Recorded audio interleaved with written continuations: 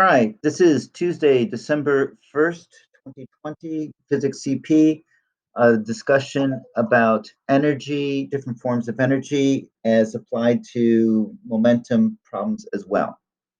So, what we have at the moment that we understand and work with is that there is kinetic energy, which is the energy of motion.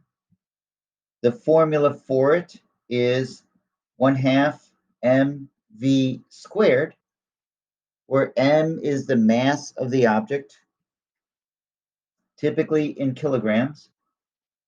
V is its velocity in meters per second.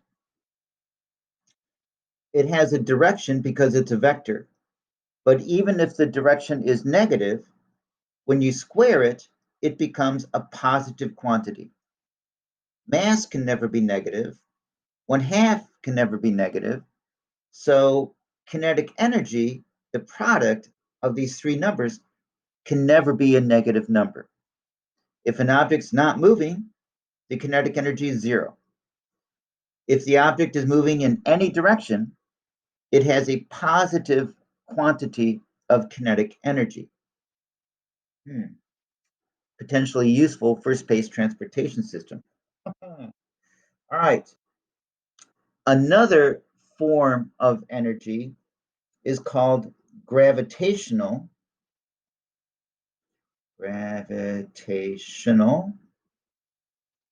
potential energy. The high school variable would be PE, not to be confused with physical education.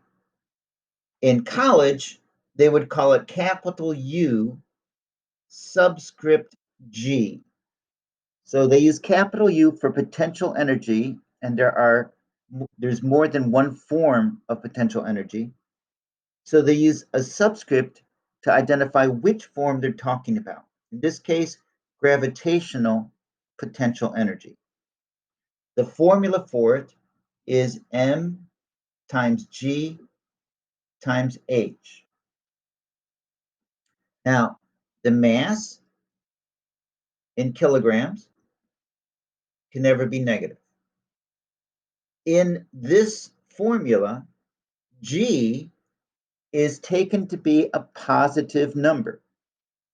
And on Earth, it would be 9.80 or 1 meters per second squared. Not negative, they use it as a positive constant in this formula. And h would be the height in meters.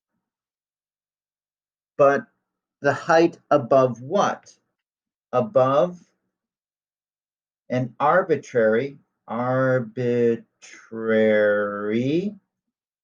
reference point. An arbitrary reference point. This means you pick it. You select where this reference point is. Right now, I'm sitting in a chair and I have a calculator sitting on this desk, charging. If I decide that the floor is my reference point, then right now this calculator has positive gravitational potential energy because it's above the floor. If I decide that the ceiling is my arbitrary reference point, so here's the ceiling, here's my calculator, here's the floor, then relative to the ceiling, right now, my calculator has negative gravitational potential energy. Wow.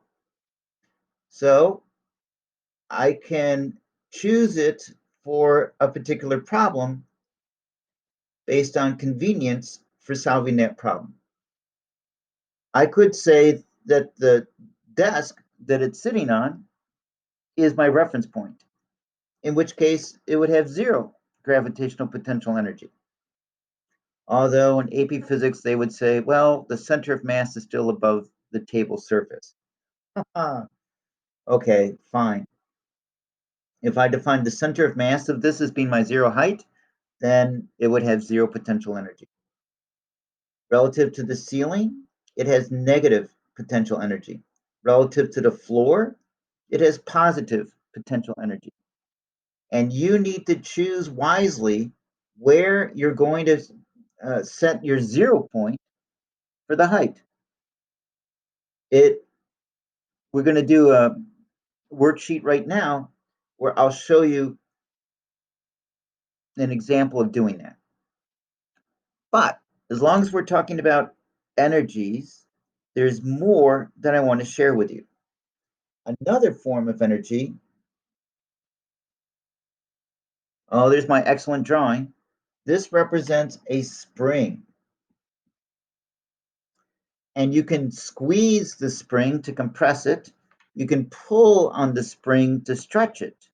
When you do that, the spring fights back and tries to get to its rest length. Well, as you hold it stretched apart, or as you hold it squeezed together, the spring is storing energy. We call that spring potential energy. In this case, we use the college symbol capital U and a subscript S for spring. So spring potential energy.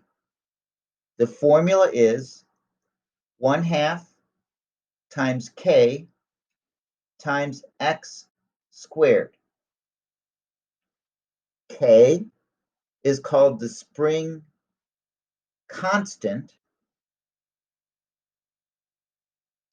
and it is in units of newtons per meter. X is the distance stretched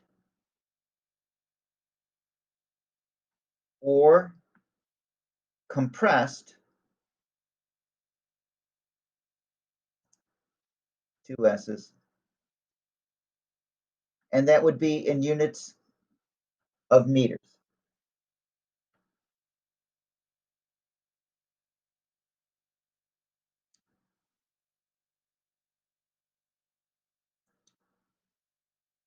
As before, with kinetic energy, whether X is positive or negative, after it's squared, it becomes a positive number. K is a positive number. 1/2 is a positive number. So their product is always a positive number. Whether you compress a spring or you stretch a spring, it will always be storing a positive amount of potential energy. All right. Later, we're going to have to also deal with internal energy.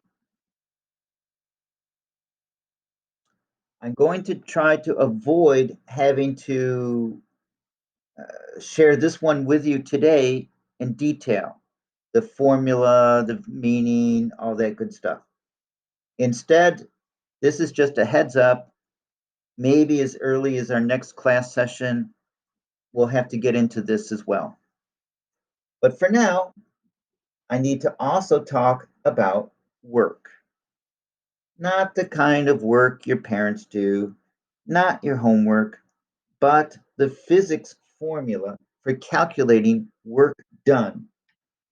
Work, generally represented by capital W, is the product of force dot displacement.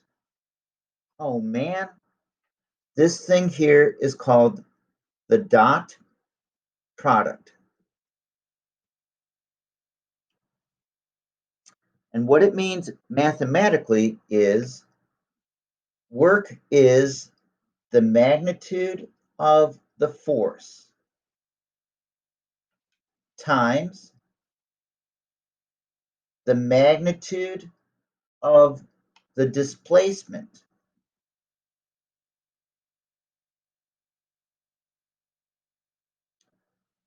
times the cosine, and I'll write theta here, the cosine of theta, where theta is the angle between F and delta x.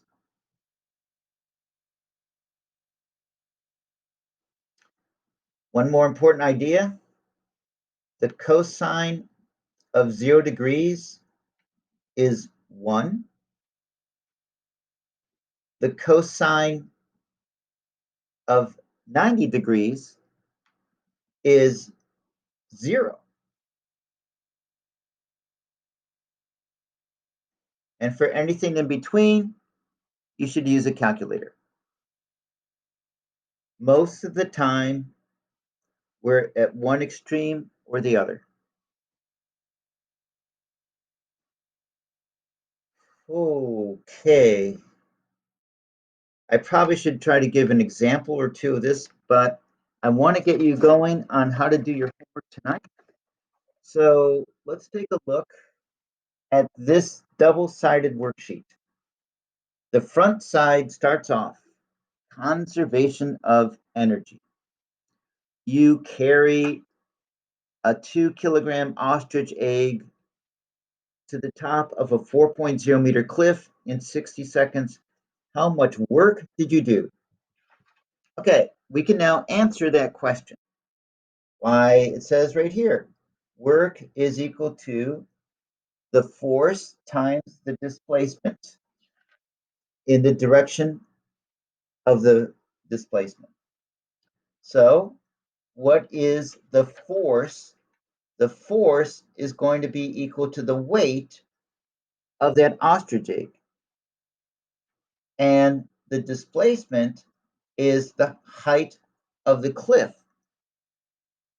In other words, m times g will be the weight of the ostrich egg times the change in height, in this case, 4 meters. So the mass is 2 kilograms. It takes place on Earth. The height of the cliff is 4 meters. Doot, doot, doot, doot, beep, beep, beep.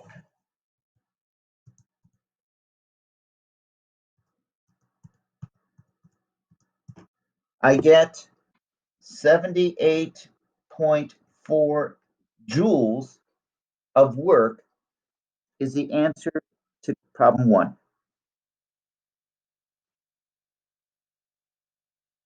Okay, I'm going to push on pretty quick. The front side of this handout is a huge table. I'm going to try to get you to figure out how to fill it in, and you finish it for homework. Tomorrow, you will get an additional homework assignment. On the back side is a diagram of the situation. The bottom of the sheet is the bottom of the cliff. And for your arbitrary reference point, you should probably pick the bottom of the cliff. So height equals 0 relative to the bottom of the cliff. 1 meter above the bottom, 2 meters above the bottom, 3 meters, 4 meters above the bottom of the cliff. Here's the cliff. This stick figure is U. The black oval is the ostrich egg. Off on the right are blank bar graphs that you're going to fill in for each height. Let's get started on the front side. We're dropping the ostrich egg from a height of 4 meters above the ground. So let's start with the top row on this handout. What is the change in height from the top of the cliff to the top of the cliff? Yikes. Matthew, what will be the value of delta y?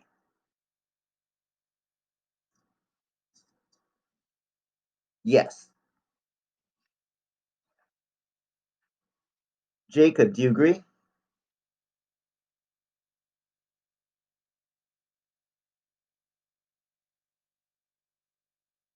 Good. It is indeed 0 meters. What we're trying to do is use the kinematic equations of motion. So I need 3 givens.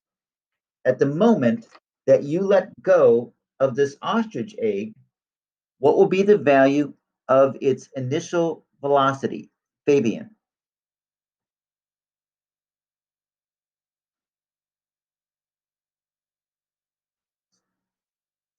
At the moment that you let go of this ostrich egg, what will be the value of its initial velocity?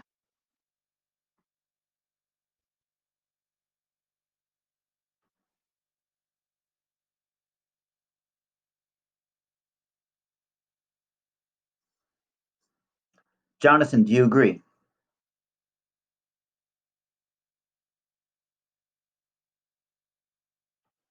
All right, that is correct. It begins with an initial velocity of 0 meters per second. So that's 2 of our 3 givens right there. I recommend that for each row, you start from the top of the cliff for your value of delta y. You start from the top of the cliff for your initial velocity instead of starting from the row above the one that you're on. Okay, that's my recommendation. Now, there's got to be a third given, and I'm going to claim that it takes place on Earth. So, Nathan, what should I use for the third given?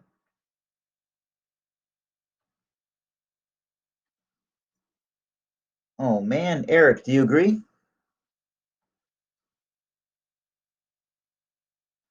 I disagree because I have a planet where things fall down, not up. So I'm using negative 9.80 meters per second squared. All right, we have 3 givens: displacement, initial velocity, acceleration. Which kinematic equation of motion could I use to solve for the final velocity? Jaden.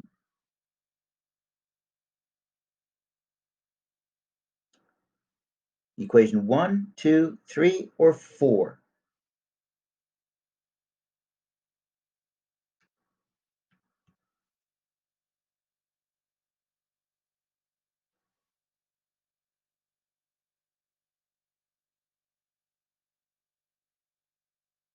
Yes, I agree. The fourth kinematic equation says the final velocity in the vertical direction squared equals the initial velocity in the vertical direction squared plus 2 times the acceleration due to gravity times the vertical displacement. Now, g is going to be negative, but so is delta y. These are both negative quantities, so it's a positive product. You're going to be taking the square root of a positive number, and then afterwards recognizing, oh, is it going up or down? If it's going down, then you manually put a minus sign in front of the final velocity. In this case, I get negative 0 meters per second. Ta-da! And finally, which equation of motion would I use to solve for the time? Sean.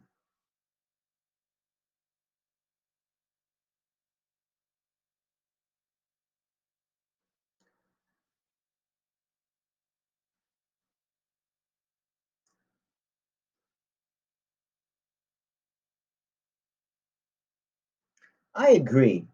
We can actually use 1, 2, or 3, but number 1 works best for this situation. Final velocity in vertical direction is equal to the initial velocity in a vertical direction plus g times t. And g in this equation is a negative quantity. So 0 plus negative 9.8 times 0 is 0, solving for t, and we have 0 seconds. Ta-da! We filled in the first column of the top row. To calculate the kinetic energy, here's the formula. It says 1/2 mv squared, and we should be using the final velocity to do that calculation. Okay, so you're going to go 1/2 times 2 kilograms. That's convenient. 1/2 times 2 is going to be 1 times 0 squared. Oh man. Huh. Augustine, what do you get for the kinetic energy of this ostrich egg?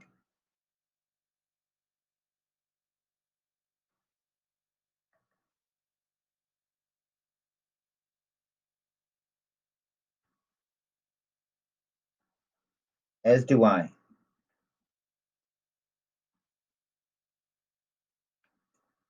Great. The next column is to calculate the gravitational potential energy, UG.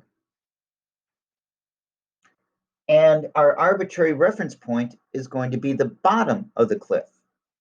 So here we go 2 kilograms times 9.80 meters per second squared as a positive number times, and what value should I use for H? Joseph.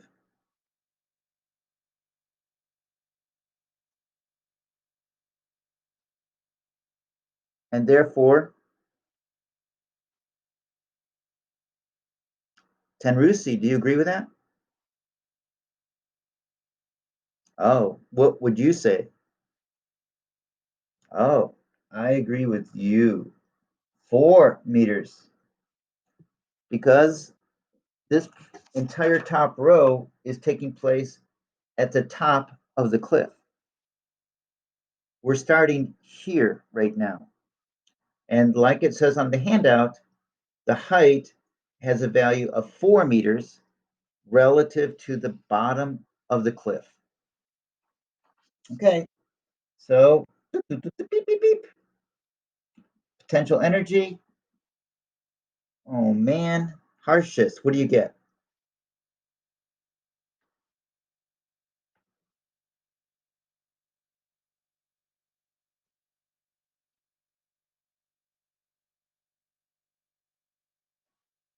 And Ray, do you agree? It's in the chat.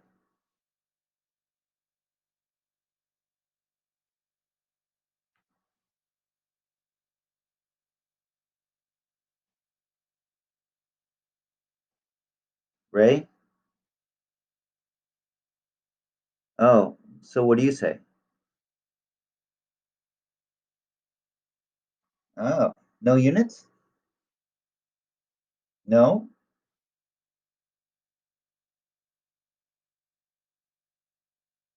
Yeah, joules.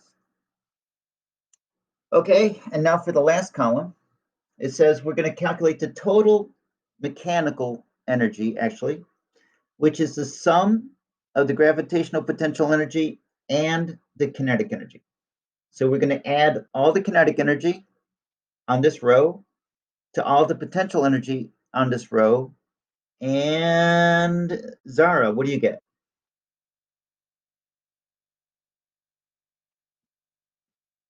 Me too, 78.5. 78.4 joules. Now, flip to the backside for a moment. The bar graph, there's no scale here, but we can take the top to be 78.4, and that would be all the potential energy. The kinetic energy would be 0. So do something that indicates, it's a 0 there. And the sum of these two is the total energy.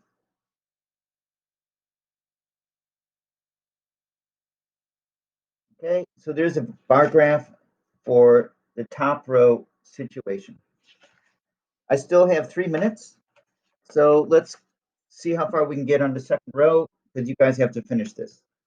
All right, at ludicrous speed, we're now going to go down to a height of 3 meters above the ground. Sorry, Tyler, I didn't see your question till now. And Tanusi, I hope you can hear me now.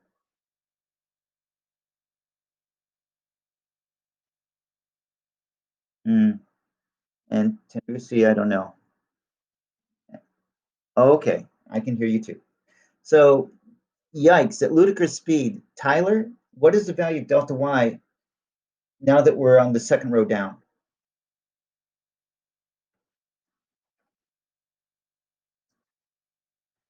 No.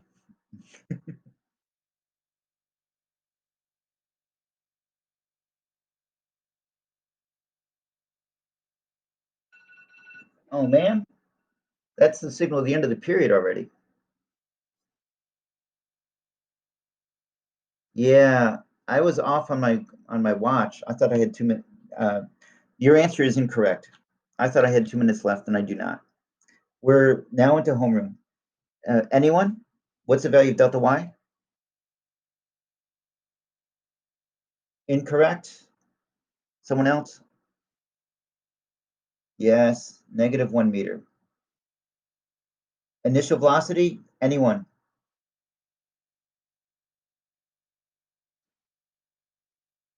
Yes. Acceleration? Anyone?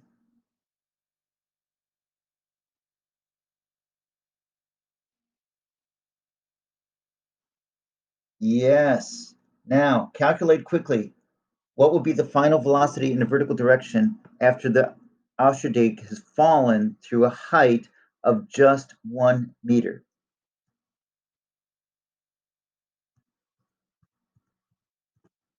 Anyone?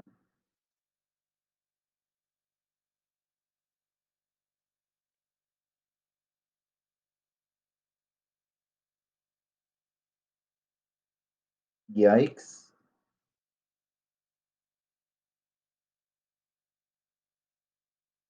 Okay, I'm going to override everyone because we're out of time. I get -4.43 meters per second. And as far as time goes, I get 0.452 seconds. For the kinetic energy, I get 19.6 joules. Gravitational potential energy, I get 58.8 joules.